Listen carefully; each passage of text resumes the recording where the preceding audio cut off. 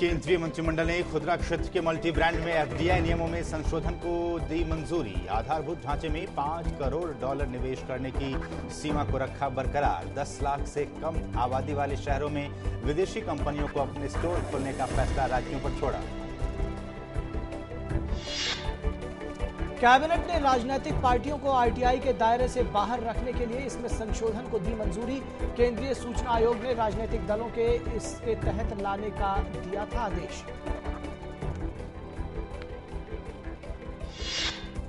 Supreme court के हाल के फैसलों के मद्देनजर संसद की सर्वोच्चता को बनाए रखने के लिए सभी दल एकमत। सरकार को मॉनसून सत्र में खाद्य सुरक्षा और भूमि अधिग्रहण विधेयक पर विपक्ष के समर्थन का भरोसा। भाजपा संसद में उठाएगी आईबी और सीबीआई की खींचतान का मुद्दा। आंध्र प्रदेश में कांग्रेस के 3 मंत्रियों, 9 विधायकों और विधान परिषद के 4 सदस्यों ने अलग तेलंगाना राज्य के गठन के विरोध में दिया इस्तीफा।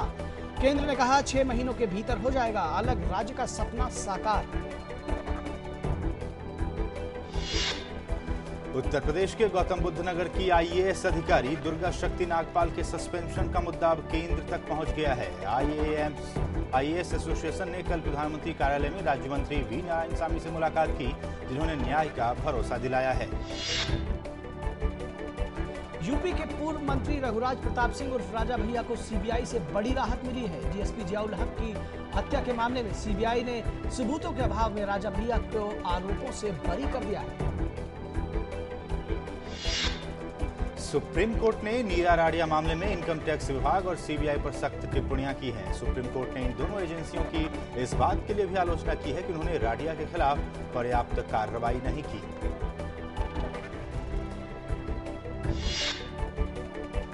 आरएसएस और भाजपा समन्वय कमेटी की बैठक कल नई दिल्ली में हुई। तकरीबन 6 घंटे से ज्यादा समय तक चली इस बैठक में किसी भी राजनीतिक विषय पर कोई चर्चा नहीं हुई। बाद में पार्टी अध्यक्ष राजनाथ सिंह ने कहा कि आर्थिक, सामाजिक और सुरक्षा के मुद्दों पर यह बैठक हुई है। सरकार ने कल कैलाश मानसरोवर यात्रा को रद्द करने की घोषणा की। उत्तराखंड में आई भयावह बाढ़ और इससे सड़कों, पुलों तथा पटरियों को बुरी हालत की वजह से यात्रियों की सुरक्षा के मद्देनजर ये फैसला किया गया। कैलाश मानसरोवर की यात्रा के लिए कुल 18 जत्थे जाने थे। मशहूर साहित्यकार प्रोफेसर गोपीचंद नारायण को उर्दू भाषा में उनकी कृति शरियात तश्कील और तनकीद के लिए और मध्य प्रदेश के साहित्यकार रमेश दुबे को उनकी हिंदी कृति खेल गुरु के लिए साल 2013 का कुसुमांजलि साहित्य सम्मान दिया गया। पाकिस्तान के प्रधानमंत्री नवाज शरीफ ने कहा है कि भारत और पाकिस्तान के बीच संबंध 2 पड़ोसियों की भांति होने चाहिए और वाणिज्य और व्यापार पर मुख्य जोर होना चाहिए। नवाज शरीफ ने ये बातें कराची में कही। अमेरिकी विदेश मंत्री जॉन कैरी ने कहा है कि पाकिस्तान में आतंकवाद का खतरा कम होने के साथ ही तालिबान और अलकायदा को निशाना बनाकर किए जाने वाले अमेरिकी ड्रोन हमले जल्द ही बंद हो जाएंगे।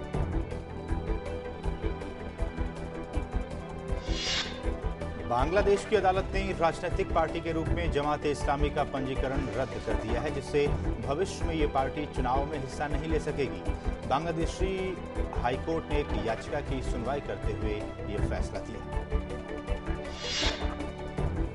अमेरिकी खुफिया एजेंसी के कार्यक्रम के संबंध में गोपनीय जानकारी लीक करने वाले एडवर्ड स्नोडेन को आखिरकार रूस ने अस्थायी रूप से 1 वर्ष के लिए शरण दे दी है। 1 महीने तक मॉस्को हवाई अड्डे पर फंसे रहने के बाद वो वहां से कल बाहर निकल आए हैं। एडवर्ड स्नोडेन को अस्थायी शरण देने के रूस के फैसले से अमेरिका निराश है। व्हाइट हाउस के प्रवक्ता जे कार्नी ने कहा है कि राष्ट्रपति बराक ओबामा और पुतिन के बीच सितंबर में होने वाले शिखर सम्मेलन पर अब संकट के बादल मंडरा रहे हैं। इटली के सुप्रीम कोर्ट ने पूर्व प्रधानमंत्री सिल्वियो बर्लुस्कोनी को कर घोटाले के लिए दी गई जेल की सजा को बरकरार रखा है। अब उनको पिछले साल अक्टूबर में दोषी पाया गया था तो उन्हें 4 साल की सजा दी गई थी, लेकिन बाद में 2006 के माफी कानून के तहत उनकी सजा स्वतः घट गई थी। सीरिया के होम्स शहर में सरकारी नियंत्रण वाले विभिन्न जिलों पर रॉकेट हमले हुए हैं। इन हमलों के कारण हथियार डिपो में हुए विस्फोट में कम से कम 40 लोग मारे गए और दर्जनों घायल हो गए हैं। पहली बार भारतीय लड़कियों ने जूनियर हॉकी वर्ल्ड कप के सेमीफाइनल में जगह बनाई है। जर्मनी में चल रही प्रतियोगिता के क्वार्टर फाइनल में भारत ने स्पेन को हराया।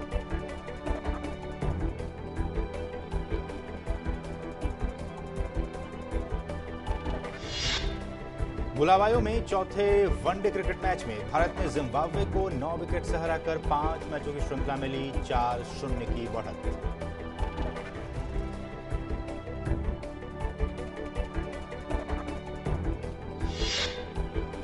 स्पेन के बार्सिलोना में चल रही तैराकी विश्व चैंपियनशिप में डेनमार्क की रिकी पेडरसन ने 200 मीटर ब्रेस्ट स्ट्रोक रेस में विश्व रिकॉर्ड कायम किया। पेडरसन ने लंदन ओलंपिक में बने रिकॉर्ड को तोड़ा।